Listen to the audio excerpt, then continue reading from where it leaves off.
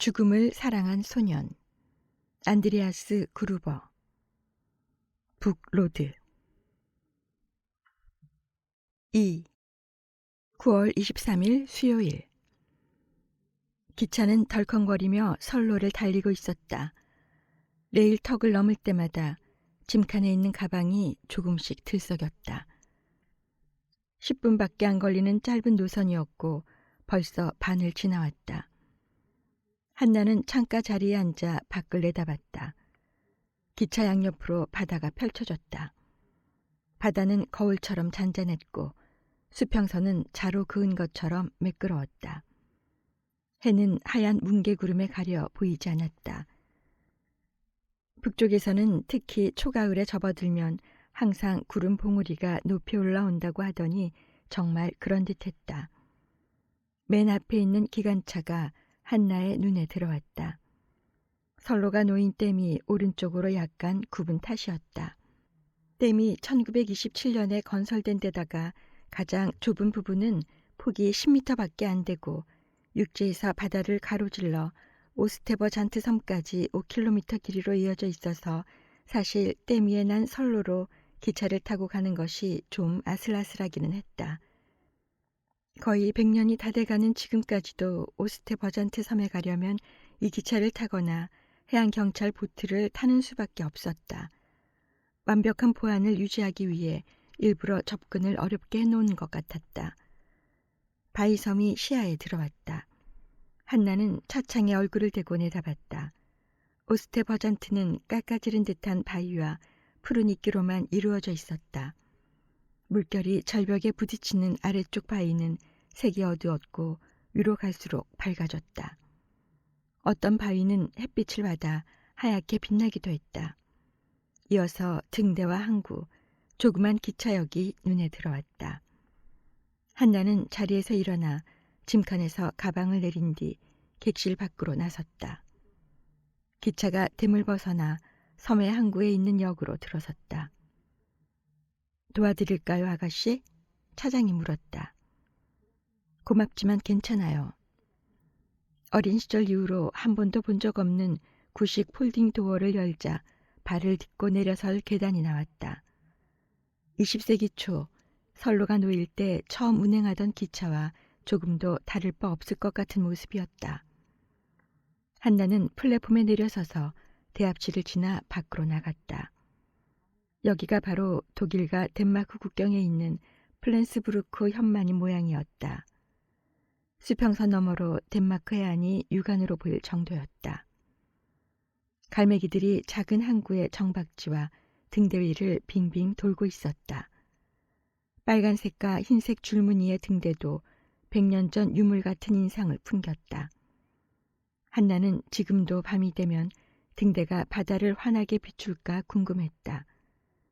그러면 그녀의 방에서도 그 빛을 볼 수 있으려나? 어차피 지나가는 배는 한 대도 없을 것 같지만 시계를 올려다보니 8시가 막 지나고 있었다. 기차가 정각에 도착한 모양이었다. 그 순간 차 한 대가 도로를 내려와 커브를 돌더니 역 앞에 멈춰섰다. 큰 키에 호리호리하고 금발이 넓은 어깨까지 내려오는 남자가 차에서 내렸다. 그가 시동을 끄지 않아 흰색의 구식 폭스바겐 딱정벌레 차가 계속 혼자 부릉부릉 소리를 냈다.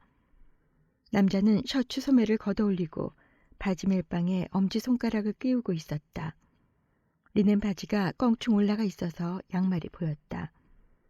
등대와 색깔을 맞추기라도 한 듯 빨간색에 흰색 줄무늬가 있는 양말이었다. 그가 발끝을 위아래로 까닥거리며 말했다. 당신이 한나 로를란티인가요? 예리하기도 하셔라. 기차를 타고 온 여자가 그녀밖에 없긴 하지만. 네. 엘커트레즈에 오신 걸 환영합니다. 엘커트레즈, 미국 캘리포니아만에 있는 작은 섬으로 흉악범을 수감하는 감옥으로 유명했다. 숙소까지 모셔다 드리죠. 그는 곧장 그녀에게 다가오더니 가방을 들어둘 생각은 않고 이렇게만 말했다. 가방을 뒷좌석에 싣고 잠깐 기다려요. 금방 올 테니. 그러고는 쌩하니 대합실을 지나 기차가 서 있는 쪽으로 가버렸다. 한나는 그가 차장과 떠드는 소리를 들었다. 그녀는 차로 가서 조수석 등받이를 앞으로 접고 가방을 뒷좌석에 실었다. 다음 순간 그녀를 마중 나온 남자가 다시 대합실에서 나오는 모습이 눈에 들어왔다. 그가 어깨에 맨 우편물 자루를 그녀의 가방 옆에 획 던져 넣었다. 이 섬과 육지를 연결해주는 저 기차는 하루에 딱 2번 운행하죠. 그가 손을 자기 바지에 문질러 닦더니 그녀에게 악수를 청했다. 프랭크라고 해요. 프랑크나 프랭크가 아니고 프랭크예요. 프랭크 브루노. 그가 씩 웃었다. 엄마가 나를 그렇게 불렀죠. 그런 식으로 나를 골탕 먹이려고 했나 봐요. 그래서 내가 엄마를 강간하고 머리통을 박살내버렸죠. 그렇다고 겁낼 건 없어요. 벌써 오래전 일이고 당신은 15살에 불과한 나이였으니까요. 그 후로 나는 달라졌어요. 지금은 30살이고요. 한나가 그를 뚫어지게 쳐다봤다. 그의 말이 진담인지 아닌지 헷갈렸다. 적어도 그녀를 놀리려고 하는 말 같지는 않았다. 어쩌면 소년원에서 현기를 마치고 나왔을지도 몰랐다. 당신은요? 그가 물었다. 나는 27살이에요. 그녀가 대꾸했다. 아니, 그게 아니라 당신도 누군가를 죽였냐고요. 아니요. 나는 아무도 죽이지 않았어요. 그러니까 내가 여기 온 건 다른 이유가 있어서예요. 그녀는 프랭크를 찬찬히 살폈다. 시작이 좋은걸. 프랭크가 차 지붕을 두드리며 말했다. 크기 2평방킬로미터인 이 섬에는 차가 총 5대밖에 없어요. 한 대는 등재지기 거고 나머지 4대는 교도소 거죠. 그가 운전석에 올라타며 덧붙였다. 차에 타요. 소장님이 당신을 기다리시니까. 그녀가 조수석에 올라타고 차 문을 닫았다.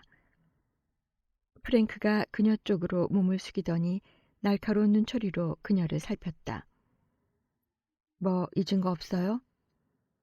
그녀가 어리둥절한 표정으로 그를 마주봤다. 팁? 그녀를 쳐다보는 그의 눈빛이 진지했다.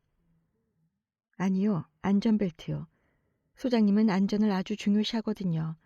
그리고 뇌물 같은 건 받으면 안 돼요. 프랭크 브루노가 기어를 넣고 역 앞에서 한 바퀴 빙 돌아 언덕길로 차를 몰았다. 한나는 안전벨트를 매며 생각했다. 이 남자는 하루빨리 정신과 치료를 받아야겠군.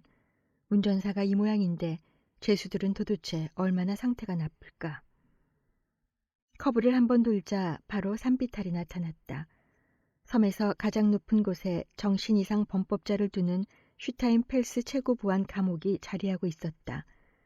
교도소 건물 옆에는 직원 간사가 있고 2 건물 사이에 보리수 길이 뻗어 있다.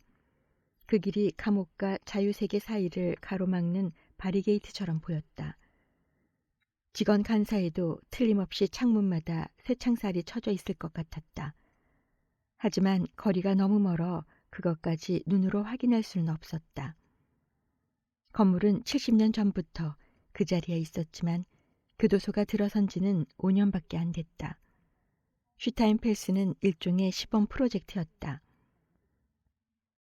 한나는 열심히 전문 교육을 받은 보람이 있기를 간절히 바랐다. 5년 동안 오직 이 순간이 오기만을 기다리며 버텼다.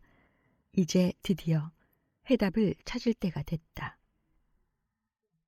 구독과 좋아요 부탁드립니다.